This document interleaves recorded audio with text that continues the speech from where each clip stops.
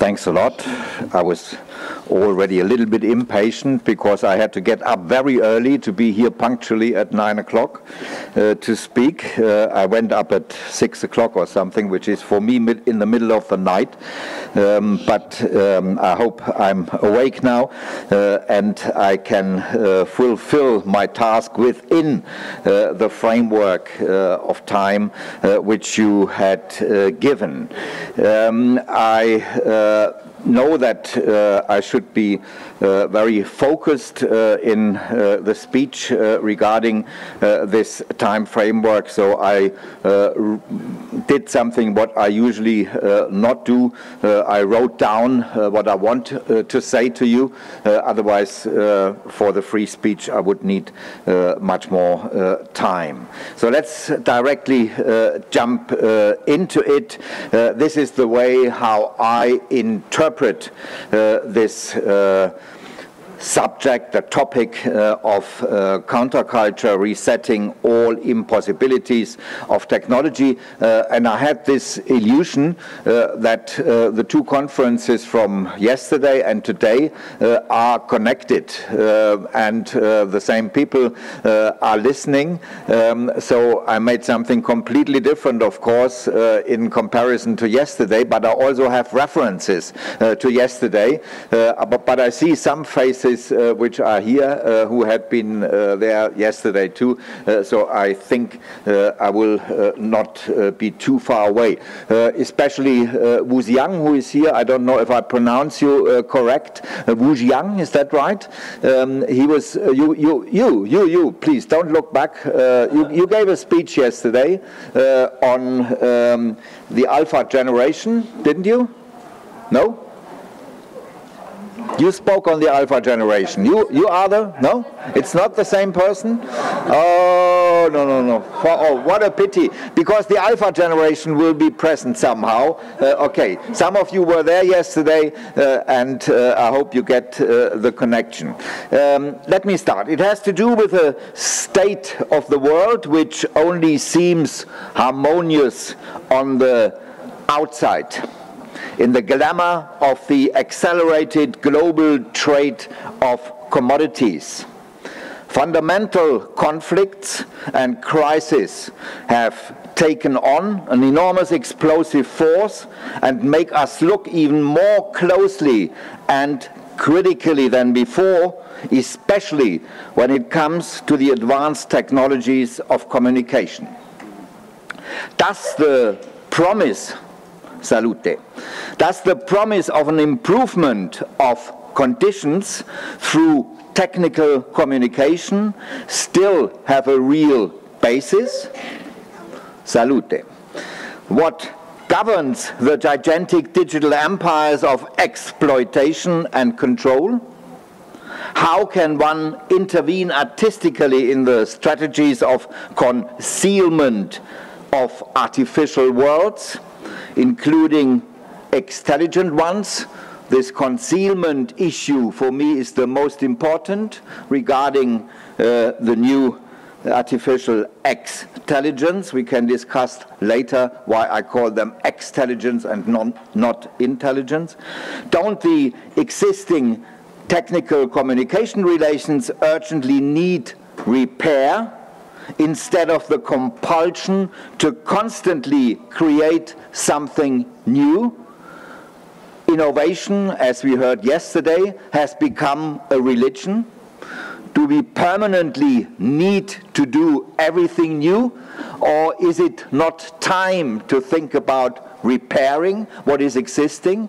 This is, by the way, a big matter for architects at the moment. I'm very curious. Tomorrow I will have a personal tour through Shanghai with some architects, and they will show me new sites, new urban sites, and I'm very curious to learn what is developing there. Repair in architecture is already the paradigm for the next decades and not innovation. A very interesting thing. We can discuss that later.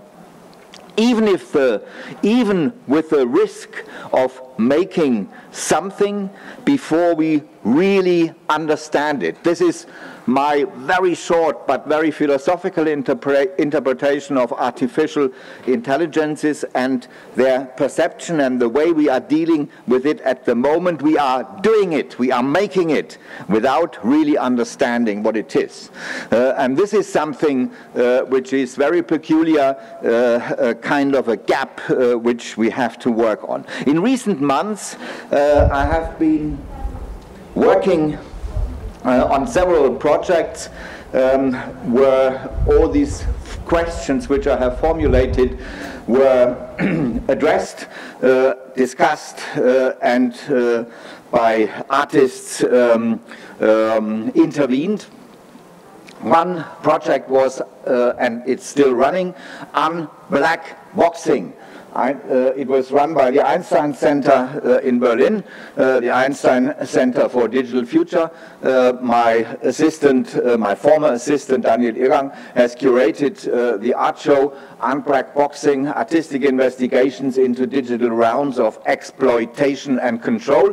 There were artists from all over the world who were working especially on this really big and important task to unblack box artificial intelligences, to unblack box the training rules, the training grammars and all that. That's very, very important, and they did a very good job. This was one of the projects. I come somehow back to that in a second. The second one was, this was, sorry, that was too fast. The computer is a little bit dodgy. Something is wrong here. You could use this. That's better. Oh, I should use that. Okay. This was a project called Irrational Computing. It plays a very important role for many artists at the moment inside of the hardware, inside of the software, but more inside of the hardware which is running the software. They are looking for the, let's say, quantum physical basis of computing, which is not at all linear, which is not at all to be described in digital forms, but which goes beyond the rationality of the digital. Ralph Becker is such an artist. This is a project, Irrational Computing. He started already in 2011, and it's still going on, and it creates very, very fascinating machines, again with this impetus and this gesture of unblack boxing. He really opens the machines down to the ground, down to the, what is happening down there, what is rumoring inside of it. This is something completely different than the digital level which we can see and with which we operate. By the way, just one critical remark to my dear friend Friedrich Kittler, who was quoted in the intro description for the conference. I never agreed with his kind of, let's say, deterministic media theory. He had a deterministic media theory, and one of his theses was that the computer is the last medium, that the digital, the Turing machine, is the last thing which swallows everything before and everything possible afterwards. I don't believe in this kind of eschatology, of these kind of stories about last things. There are no last things. There are no first things and there are no last things. The universe is much more complex. Hopefully, otherwise I would give up my job. I perhaps sell cars or something like that and get very rich and live on an island or somewhere. If everything would have a beginning and an end, it would be very, very boring. I know that physicists need this kind of simplicity. They get a lot of money for that, billions of money, to again and again talk about the Big Bang and all this deterministic stuff. Yesterday we heard a few talks about that, but this is not what we are really interested in. I come to the 2 points which are interesting more. This is the third part of activity which I did a bit more than the last months. I created a school in Berlin or let's say I co-created it, I gave it the brand mark, so to speak, the ideas, called AI Anarchies. I did this in cooperation with the Academy of Arts, the prestigious Academy of Arts in Berlin. It's about exploring anarchistic potentialities in artificial intelligences, an exhibition and a book project starting with 3 simple assumptions. And please, ladies and gentlemen, especially the young ones under you, concentrate for these next 5 minutes, and then you get most of what I have to say. This is very important. I try to define for you what I mean when I talk about AI anarchies. First, long before machines took on human character, humans had become machinic. This is a very, very basic starting point for my assumptions. Long before machines took on human character, humans had become machinic. Man, a machine, exclaimed doctor and physiologist Julien Onfray de La Métrie euphorically in the middle of the 18th century. His outrageous treatise was directed above all against the great René Descartes and his followers, who attributed a soul and thus consciousness to man as the only living being. We're still discussing that 300 years later. La Métrie materialized also the last refuge of immateriality, the soul, and thus closed the cycle of intelligent disponibility of matter. Circular conclusiveness, I call this. Circular conclusiveness long before the invention of cybernetics. We are talking about the 17th century. Circular conclusiveness, I like this term a lot. I play with it a lot. It's wonderful for describing the situation in which we are at the moment. I am an artifact, therefore I am. I am an artifact, therefore I am. It sounds like a rock song, and it is a rock song. I wrote this rock song, I come back to that, together with Einstürzende Neubauten, and we put it into music. This is a good starting point to think about the challenges we have to deal with. This is how an essential dimension of the program of the European Enlightenment, namely that of instrumental reason, can be accentuated. In the arts, it has long since ceased to be a matter of making the impossible possible. We have been extremely successful at that. It is time now to confront what has become possible with its own impossibilities. I repeat that, this sentence is very important. We have been extremely successful at that. It is time now to confront what has become possible with its own impossibilities. This is what one could call the move out of the closed user circuits of the expedient. In German, this would mean verzweckt. It's a very, very nice term. In English, expedient. I don't know if you really understand it. I don't know how it is translated into Chinese, but it's a very, very challenging term. Out of the expedient, out of the verzweckte, into the open, into the open. It is worth every attempt. Second, the gender-fluid musician and performer, Genesis Briar P. Orridge, some of you will know him, considered it at the noblest task of the artist, to deprogram oneself. To deprogram oneself. This would be, so Genesis P. Orridge, this would be the prerequisite for deconstructing social relations like politics, economy, culture, gender, and so on. GPO literally said, I quote him in a film which I admire a lot. It's called 1984, Decoder.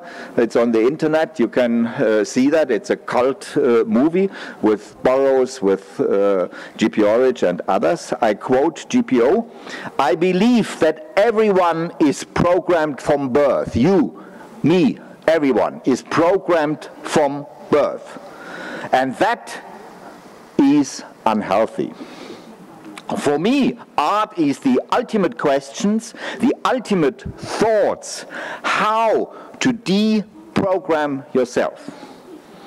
In an Orwellian 1984 film, I have included this here in my text, that became a cult movie for the late Beat generation and early industrial movement in music, titled Decoder. Genesis, in the spirit of William Burroughs, emphatically states, "Information is like a bank." Again, this is GPO, Genesis P. Orridge. "Information is like a bank.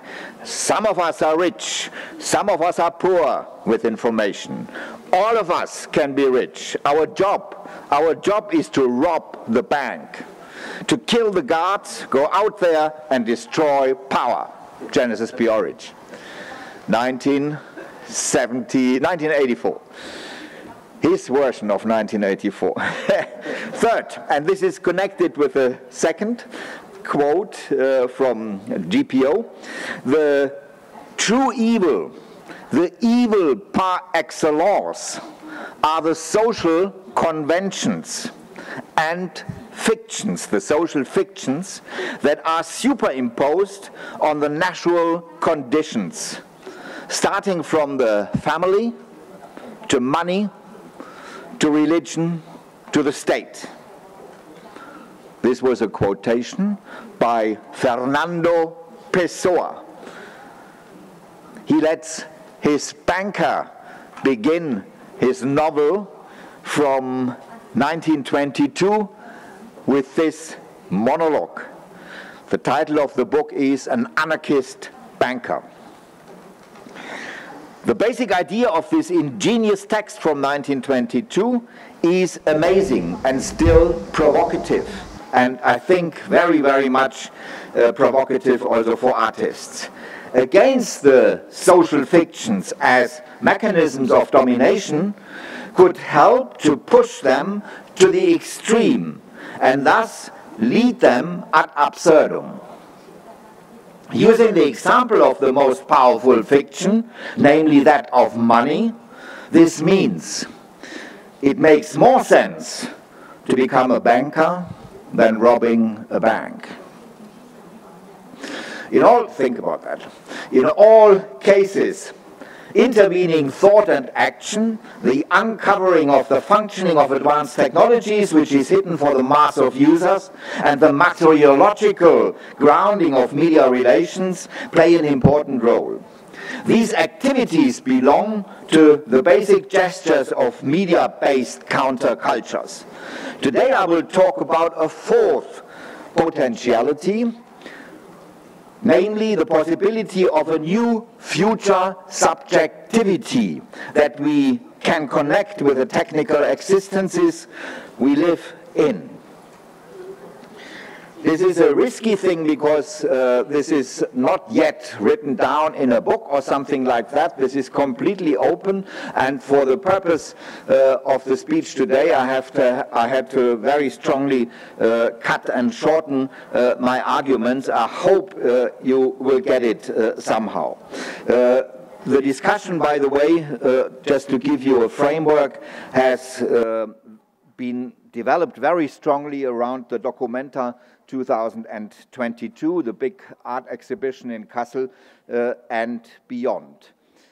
I call my short expertise from unconditional I to unconditioned we to a conditional you, variants of joint action in the arts, and a plea for an economy of friendship. This is the most important point. I need for that the last 10 minutes, so please give me a sign if I'm getting too long. I need this last 10 minutes, definitely, then I will skip other parts in my speech, but I want to come back to that. First, very briefly, on the framework of my reflections. This is a little bit hard. Please concentrate.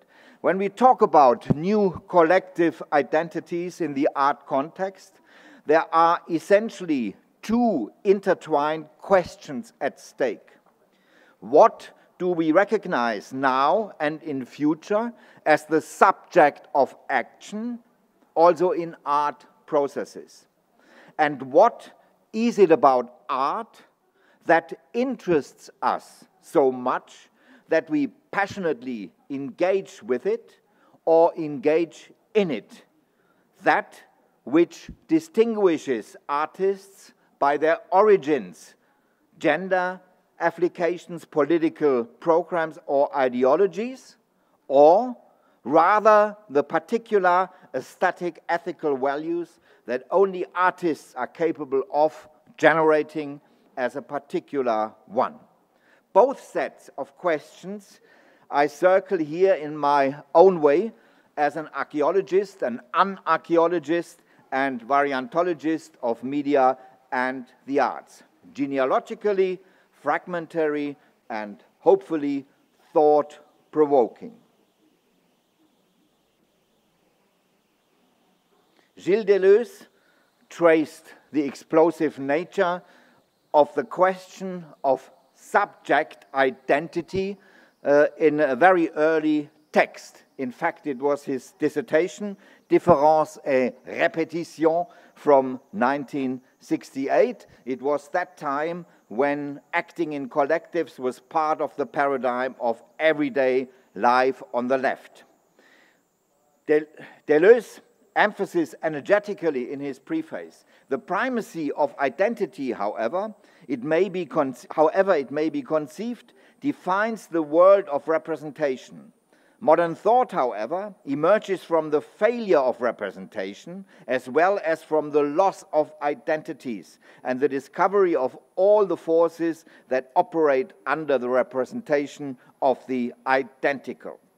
The modern world is that of mirage, simulacra. He uses the word in 1968, simulacra, which then later became so important for Jean Baudrillard and his media theory. The postmodern world, I would add, is definitely that of the principal failure of any concept of representativeness. They can only be maintained as phantasms, these concepts of representativeness. They can only be maintained as phantasms, and in real can only be enforced with violence. This is one of our biggest political problems in the world at the moment. The new century is the first to be characterized by synthetic identities. Most of you are developing this kind of synthetic identities already. I have many students from Beijing, from Shanghai, from all over the world. Some of them were born in South Africa, some of them were born in China, some of them are born in Bulgaria, and then they are going to school in London, and then they are starting to study in the United States of America, and then Berlin is the hotspot of the world, and they all come to Berlin, learn German, and so on. So these are synthetic identities. They have no motherland anymore, and they have no mother tongue anymore. They speak 3 or 4 languages, and they don't know anymore which one is their own language. Of course, they have no, and this is very important politically, no fatherland anymore. No territorium which they can call, this is the land of my fathers. This is the territorium I stuck to. Very important.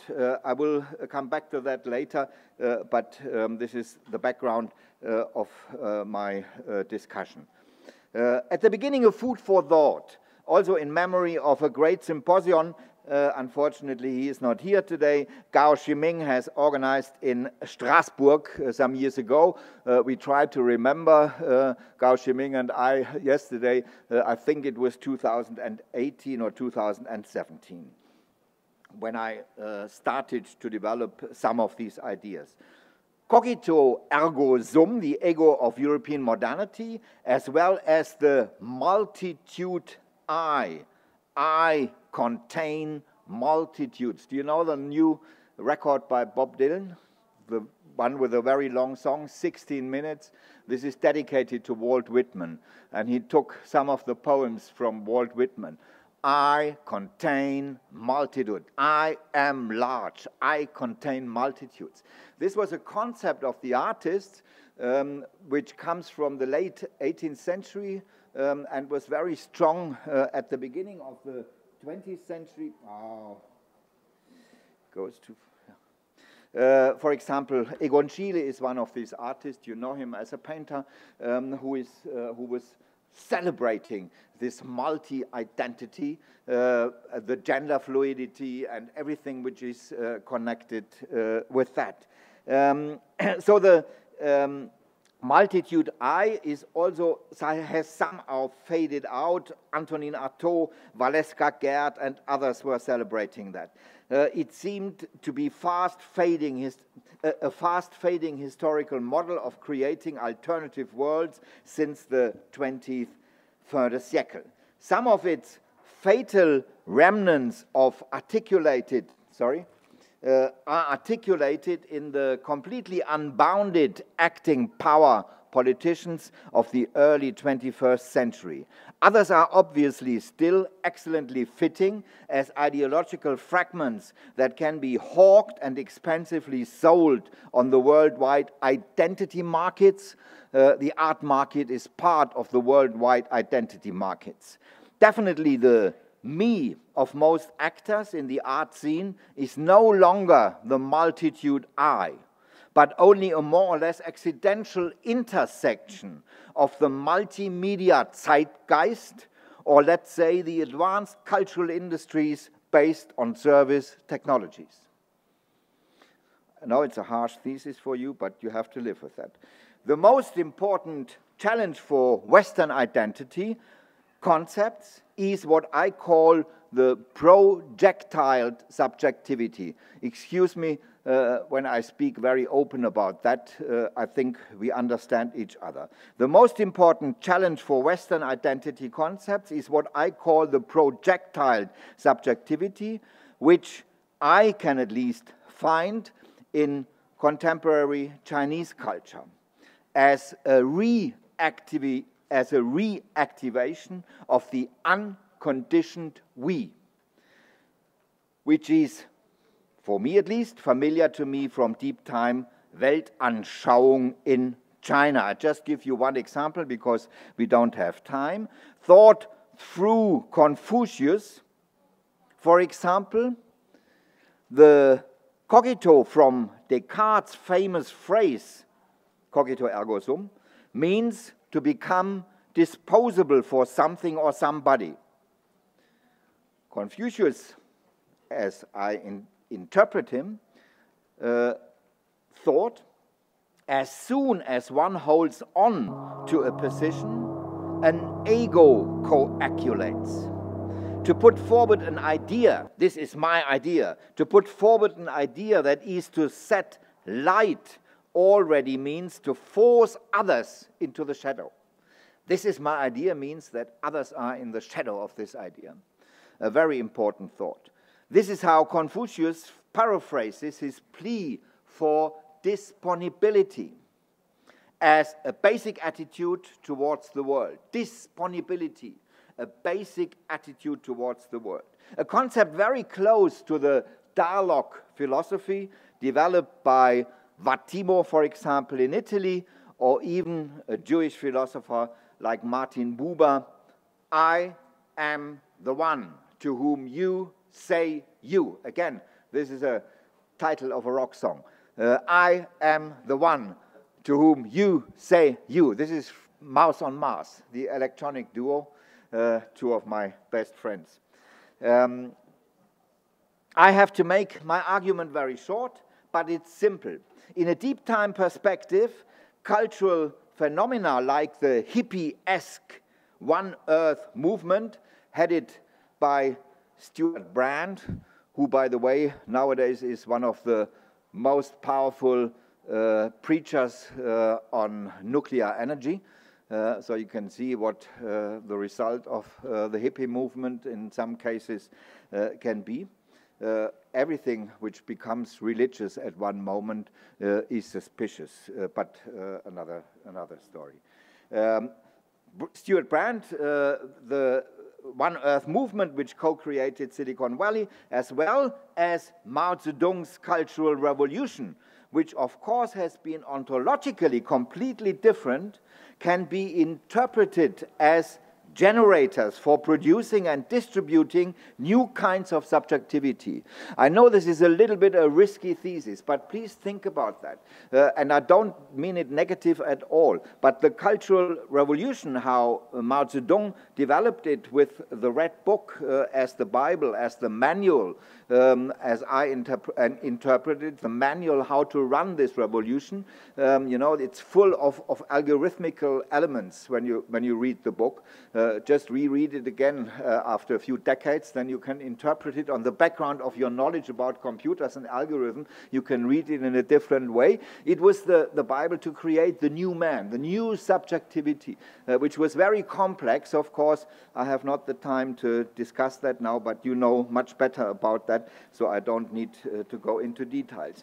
These new subjectivities should prepare the singularities for a kind of sociality, this is important, which would be essentially not based on the human relation to nature anymore, but would be constituted basically by and through advanced technology, a kind of a social-based cybernetics. And thus was functioning as a hinge between the subjectivities of the traditional nature-oriented knowledge cultures and the new modes of existence, a term by Simondon, as some of you will know, and the new modes of existence based on advanced technologies and consumption, their agencies, their artifacts and networks. This is what I call the unconditioned we. With this introduction in mind, I like to differentiate today between 5 variations of connecting, of we, in processing artistic realities.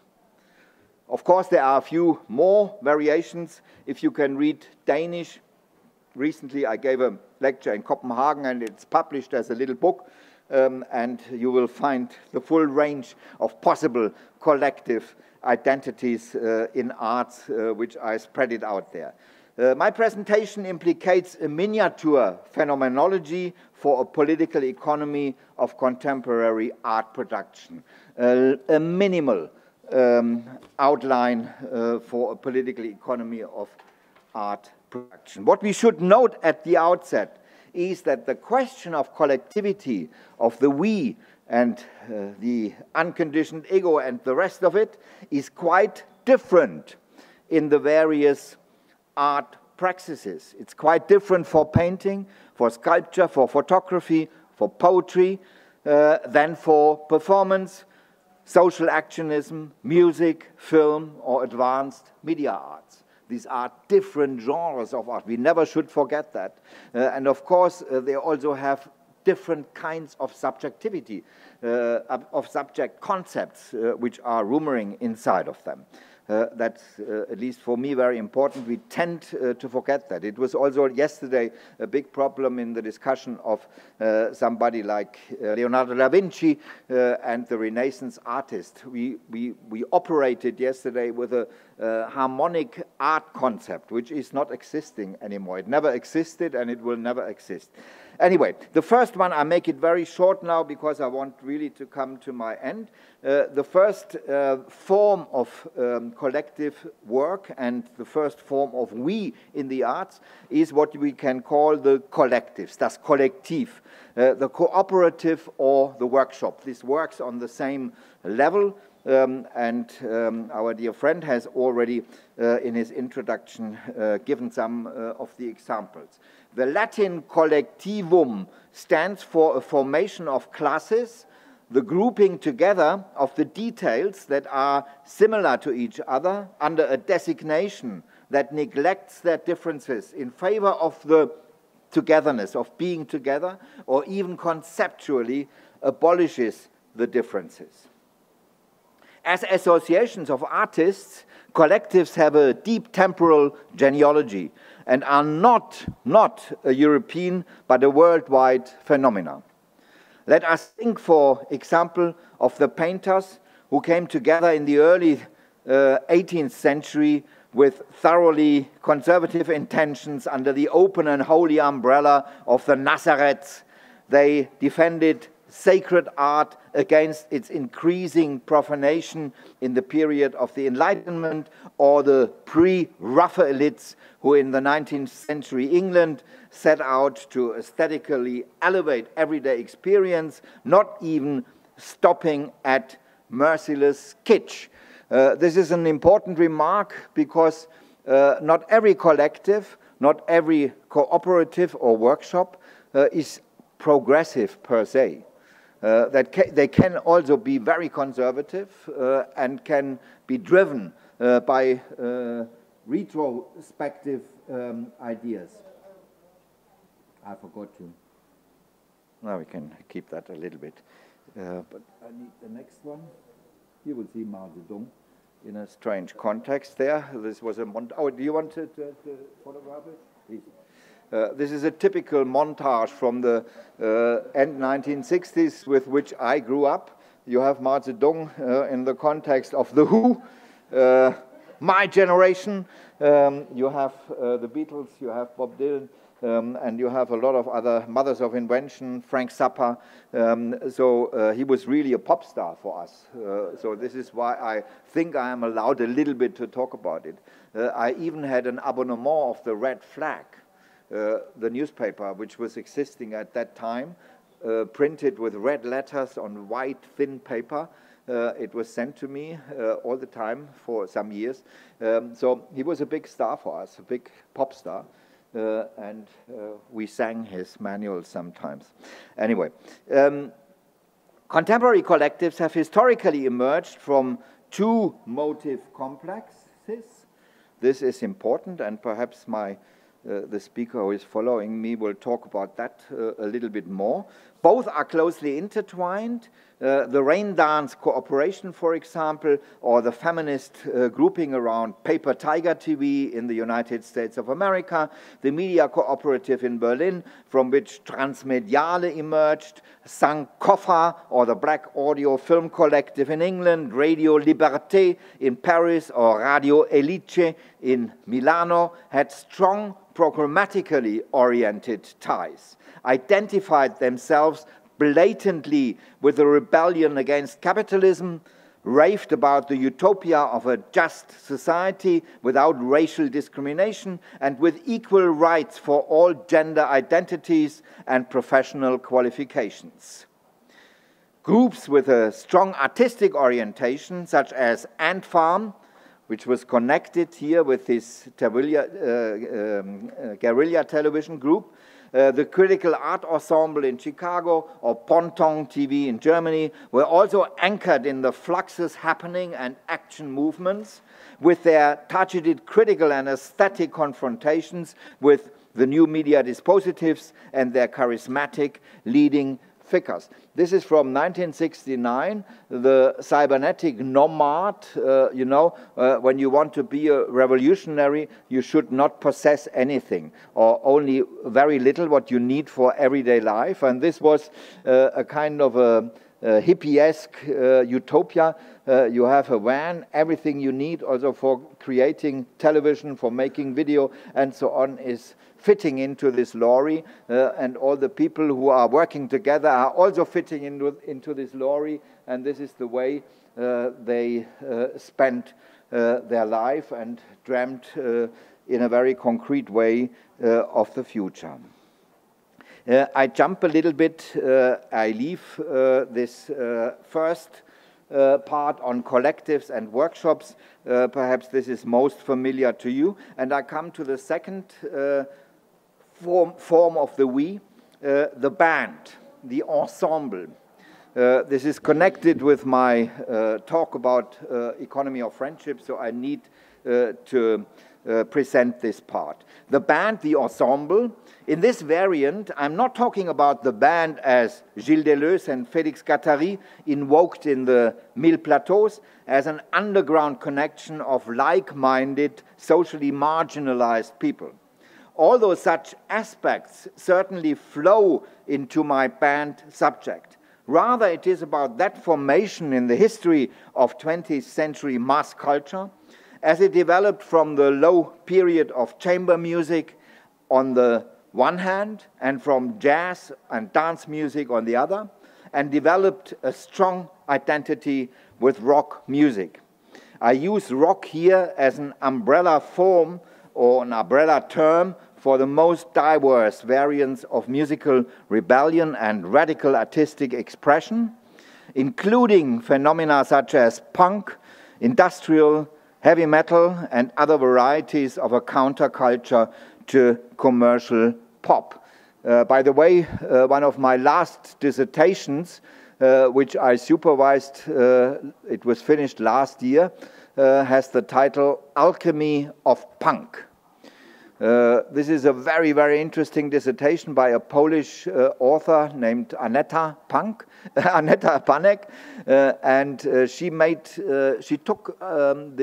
undertook this risky thing that she tried to construct a genealogy of punk, which goes, of course, much further back than just the 70s or the 80s in rock music. It goes back to the poets of the 16th and the 17th century, even the late Middle Ages, those who were really completely different than what the society was demanding for them, and so on. A very interesting dissertation. I hope it will soon be translated at least into English. No, it is in English, but it will soon be published as a book, so you can read it. The music scene has the richest experience, no doubt about that. Oh. I don't know, it's very strange. But perhaps I should follow your advice. This is Wally. I would have talked about her a lot, but I skip her. The music scene has the richest experience of creative interaction in the arts. This also applies to material production and distribution. Outstanding, really. Also in its perseverance is the Berlin label Free Music Production, FMP, which emerged from a group of jazz musicians around the saxophonist Peter Brötzmann. He died a few months ago, very sad, and he is not amongst us. I was very happy when you mentioned Shenzhen. When I was in Shenzhen the first time, there is a small record shop and combined with a cafe, and they have a lot of cassettes, of musical cassettes, but also records. And they had the whole range of FMP, of Brötzmann. I was really very happy when I was there, because this collection you don't get very often in Germany or in Berlin or so. That was very unusual, very good. So he was one of the pioneers for that. Free production and, of course, free aesthetics of improvisation. For 42 years, between 1968 and 2010, this label, FMP, not only organized concerts and festivals and produced numerous records, following the example of Charles Mingus' debut records from 1952. FMP stands for a self-determined infrastructure organized by musicians, for musicians and their lovers, and a living space that would be enjoyable beyond the capitalist music industry. Allow me this little biographical note. When I started to study, when I was in your age, when I was 18, 19, I spent most of my time in a jazz club, and started to play instruments which I could not play, but it was a great fun to play them with others and to improvise. I learned a hell lot in this short period about free production and free thinking. I quickly Do I have a little bit more time, or do you want me to jump already to the end? Huh? No, I have a little bit more time. Bands, for example, I just try to make sure to make clear why I think the bands are so important. What interests me most in our thematic context are two aspects. Bands, like musical ensembles, are social constructs.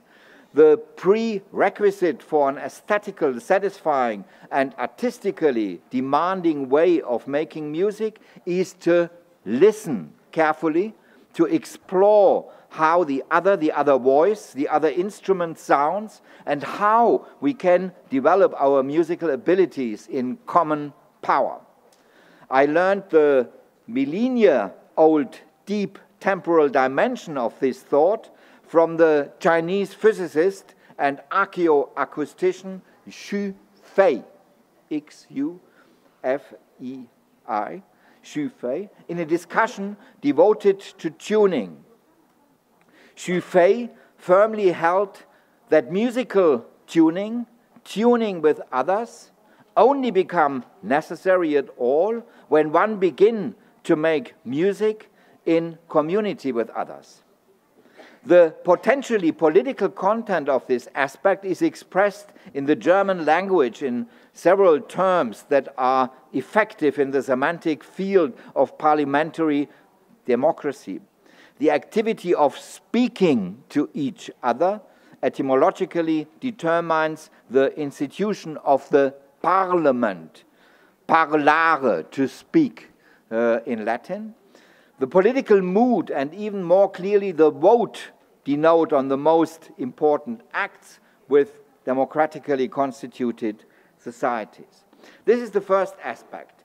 Tuning only becomes necessary when you are playing together with others. When you are playing on your own, you don't need any tuning. You just can play. This is something completely different. From musician friends and my own modest experience as a frontman singer when I was 14, 15, I was singing in a band. I know that bands are exciting above all in their formative phase, in their becoming. That's when the mutual listening, the curiosity about the other, the respect for his or her idiosyncrasies and abilities is most intense and sincere. So it was also with the band. With some of them I cooperate since some years. Einstürzende Neubauten, new collapsing buildings. The translation is a bit silly. I would wonder how it is in Chinese. Einstürzende Neubauten. Oh, what's going on here?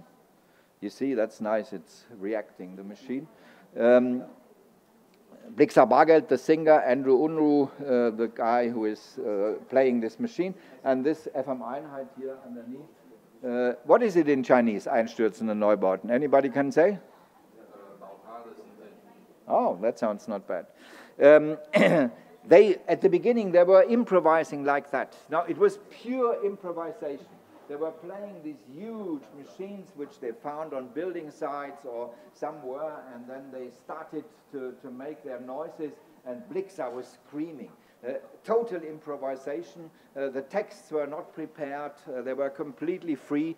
And a few years later, they became quite famous and established. But I show you, now we need sound, loud sound. I show you the first record of Einstürzende Neubauten when they recorded it. Sound, sound, sound.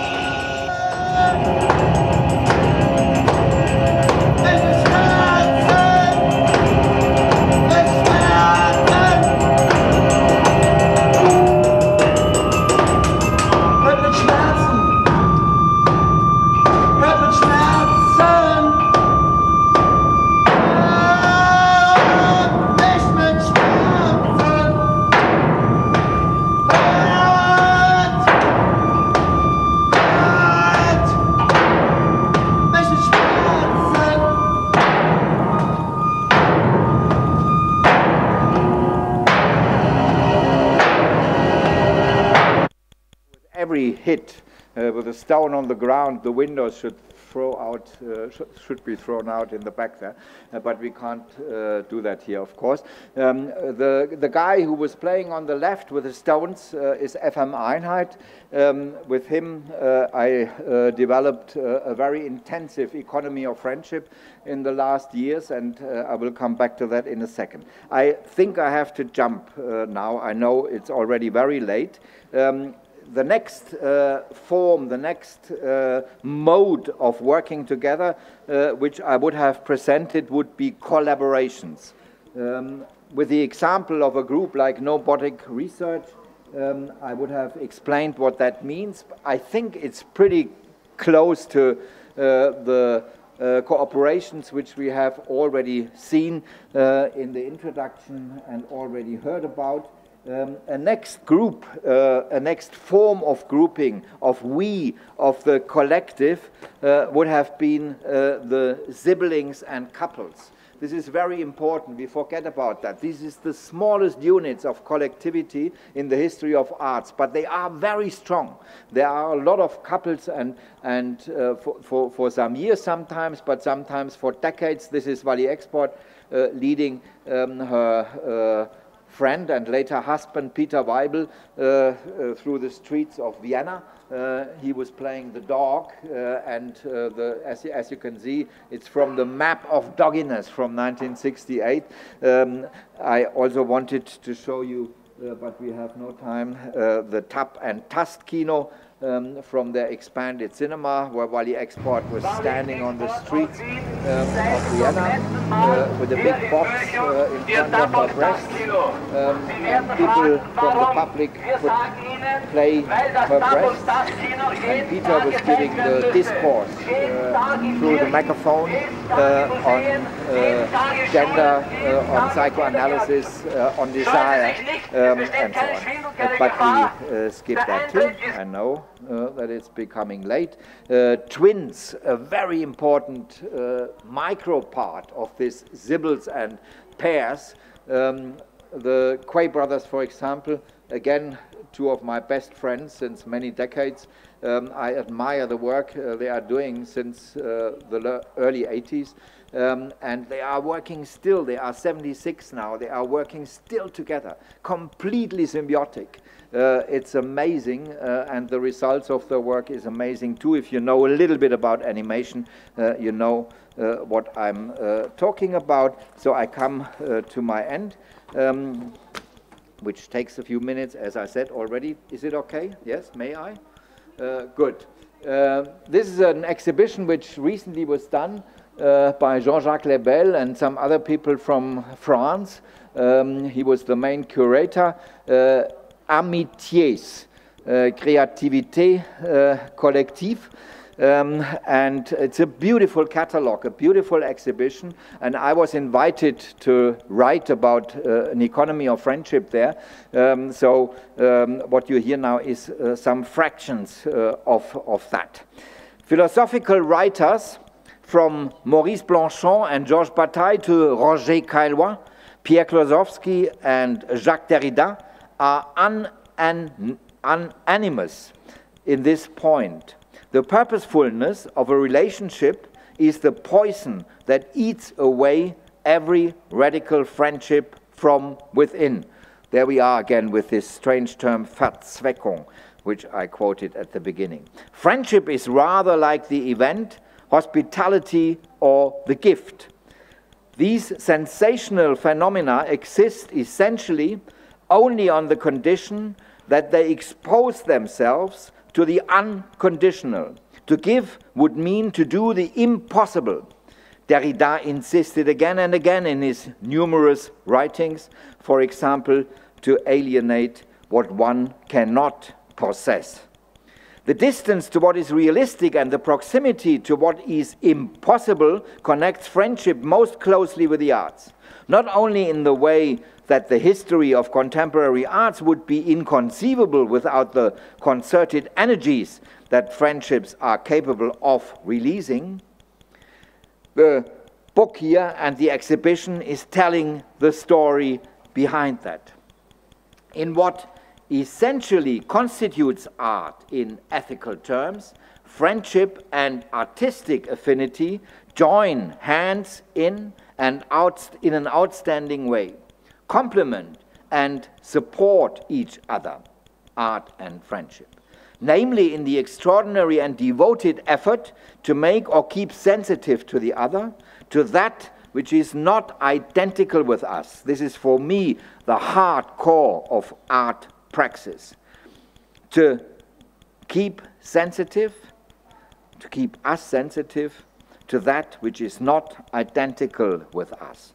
That which we do not or not yet understand, through, of course, or by aesthetic means. I know that it's not very academic to talk very personal about subjects, but let me do that at the end. I will give you an example of an experience which, of course, I will never forget. Blanchon calls friendship the feeling of being a stranger in this world, shared uncompromisingly with another. It was only long after I was able to experience this sensational feeling that I came to understand and formulate it. In middle adolescence, so when I was around 15 or so, when the first deep friendship with another person developed, we had no language for the existential dimension generated by many small events that was difficult to describe. Nor was it necessary to put it into words. We lived this experience and filled the days, but above all the nights, with the activities that over time formed the living microcosm that we experienced as a deep friendship. If people outside our relationship had observed us, they would have found our joint activities at least suspicious. That would not have prevented us from carrying them out, just the opposite. On the contrary, any hostile reaction from the adult culture that surrounded us led to a radicalization of our practices. Jean Dubuffet's expériences musicales were still unknown to us, but with the same favor as he, we played together loudly and intimately musical instruments that we did not master, such as an old harmonium, various flutes, violin. I played often the violin and the viola, although I was not learned or taught to play it. An equally speechless and unconditional form of dialogue was formed by drawings and dark yet colorful constructs, which we developed as bizarre pictorial objects from all the materials we could get our hands on.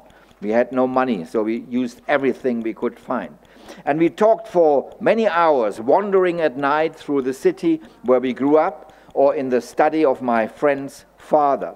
He had been a scientist and president of a university. He died young, and in a joint effort, we exercised the old furniture, the oversized writing table, the heavy carpets. Friendship needs such abundance, which Michel Foucault calls heterotopias.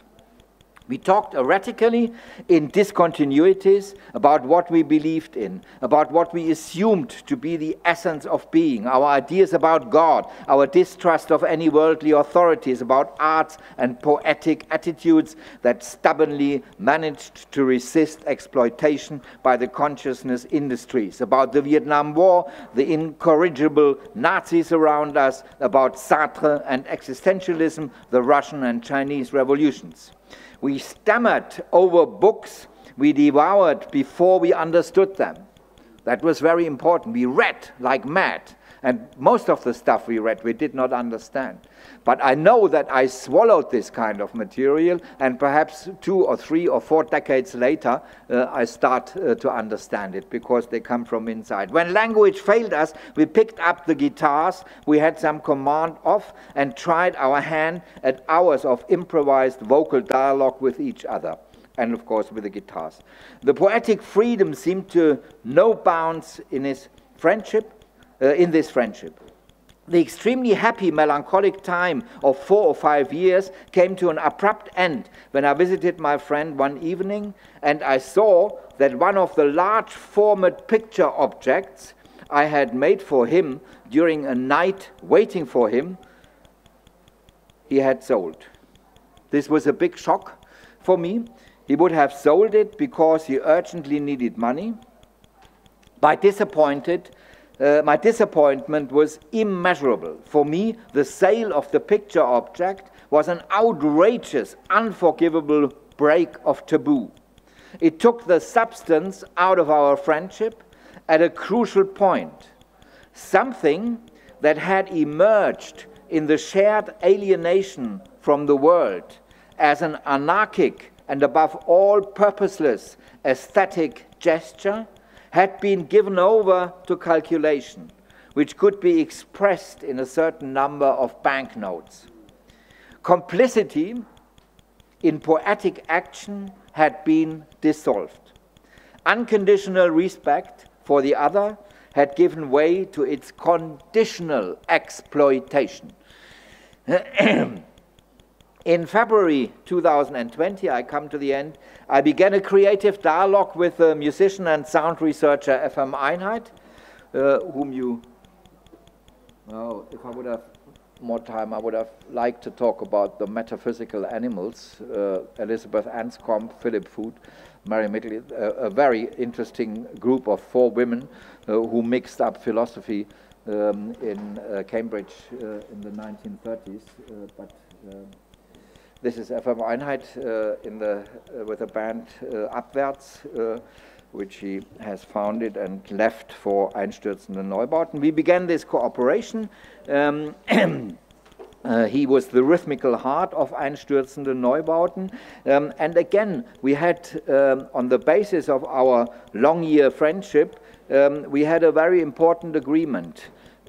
We did, through the pandemic, a lot of acoustic productions, and he should do things which he did not learn professionally, and I did things which I did not learn professionally. I wrote lyrics for rock songs. I wrote rock songs, which I did when I was 17 or 18, long time ago, but never again. And he was playing music and instruments which he usually does not play. And with this combination, we invited a lot of friends from all over the world. Some media scholars were also in between, some famous ones, I don't mention them now, and the famous director, Kurensis, some of you might know him. He's one of the most prestigious conductors at the moment. He gave us a platform in St. Petersburg to present this kind of music.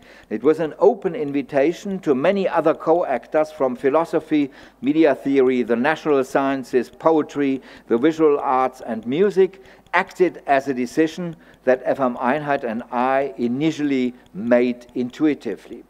William Burroughs, Genesis B. Orridge, Heiner Müller, many others who were dead already were joining us because we used their archives and scrapped them and scratched them and played them together.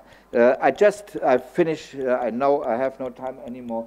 I play one song which I wrote immediately when the pandemic started in 2020, under the impression of the beginning of the pandemic.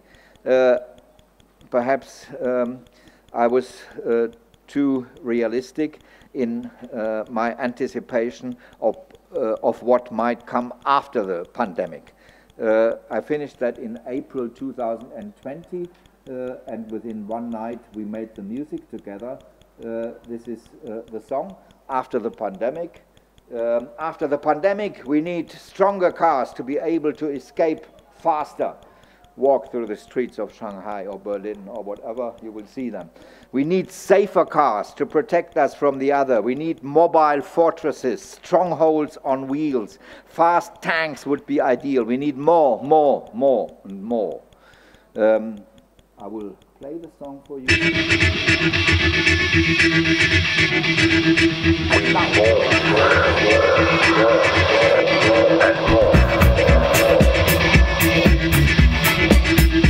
After the pandemic, We need stronger cars to be able to escape faster. We need safer cars to protect us from the other. We need mobile fortresses, strongholds on wheels. Fast tanks would be ideal. We need more and more. After the pandemic, we need higher fences to protect our properties. Alpha 60 on all continents. We need to accelerate our communications in order to increase the online delirium. We need more virtual commodities. We need more virtual sex. And we need more and more. After the pandemic, we need bigger football stadiums. We need bigger concert halls. We need bigger and faster aeroplanes. We need bigger and faster ocean liners. We need flying and floating castles. We need to heat up our planet until it is glowing. All we need is more and more. From everything, for everybody. After the pandemic, after we had slept so much and so long, we could also wake up, interfere into the saturated system, recognize the other as our possible neighbor, meet the others with dignity, take care for an unconditioned dialogue, and dance the unconditioned we. We need more and more of this. Thank you very much. That was it. I'm sorry that I took so much of your time, of our time, but I thought I started at 9. Sorry. That's the only excuse I have. No? Of course. We have time for questions, yeah? Good. 谢谢齐林斯基教授，也感谢大家在 Slido 中的留言。我们已经收到了很多问题，由于时间有限，只能选取一个。目前排名第1的问题是：今日媒介日益整合化的情况下，尤其当我们在疫情中看到安全社会作为意识形态以及国家权力的庞大时，艺术的开创或者对抗，是否是一种对更激进的努力的逃避？尤其是在听到您讲的很多艺术操作，实在令人心情澎湃。但它好像也在媒介的表层历史中就被曾经构想过，但缺乏让他们被实践的动力。艺术在我国是比较边缘的存在，如何在今天继续相信其反抗力量呢？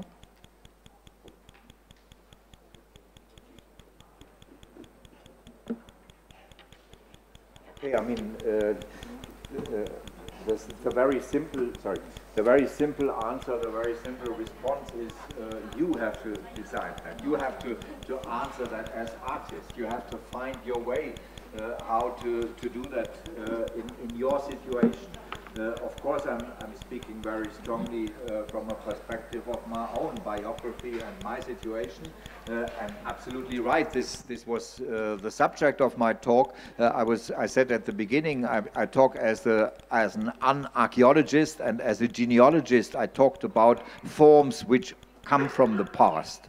And forms of collective, forms of the we, and so on and so on. This was part of the idea. What we are doing now with it, this is a question which you have to answer. I can only see that the I, the unconditioned I, has no attractiveness anymore. And it has no real base anymore. There are so many movements in different parts of the world where people come together and try to solve the problems and also try to work poetically, aesthetically, and so on together. This is not, I said at the beginning very clear, this is not possible in all kinds of artistic practices. When you work as a painter, when you work as a sculptor, it's a completely different thing. When you work as a poet, you know to be alone, to be on your own is extremely important. Otherwise, not much comes out of that. But when you are working with... Recording in progress. But working with advanced technologies, you need to work together with others, with programmers, with people who know the hardware, with people who come stronger from the aesthetic side. This makes media art excited. In the academy I was building up in the 1990s in Cologne, the groups were a very, very prominent part. And of course, some of them were breaking apart within a short time. That's normal. They have different interests, competition is coming up and so on. That's absolutely normal. We should not think about the unconditioned we, but the conditional we, the conditional you, so to speak. That means there are conditions for this cooperation. And if these conditions are not given anymore, the cooperation does not work anymore. As I made clear with the example of the friendship at the end, you know, when I could not trust this person anymore, it's over. You can do whatever, it's over, and you have to start anew. That's normal. You know that from all your relationships that you have by yourself. It's productive as long as it works, as long as you share this alienness towards the world, then you love the other one very deeply. This is the precondition, I'm absolutely sure, especially for young people. You feel together alien in this world. When you look at lovers going through the city, they feel absolutely alien in relation to their surroundings. And this is very important. Yesterday or the day before yesterday, I was invited by the boss of a company which produces video games here in Shanghai. The company is called Vogue. Don't know if you know that.